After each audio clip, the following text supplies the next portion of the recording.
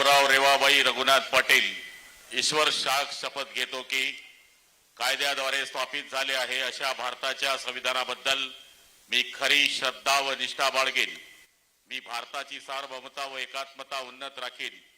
मी महाराष्ट्र राज्याचा मंत्री म्हणून माझी कामे निष्ठापूर्वक सद्बुद्धीने पार पाडीन आणि संविधान व कायदा यानुसार सर्व तऱ्हेच्या लोकांना मी निर्भयपणे निष्पक्षपातीपणे तसेच कोणत्याही विषयी ममत्व भाव किंवा आकस न बाळगता न्याय वागणूक देईन।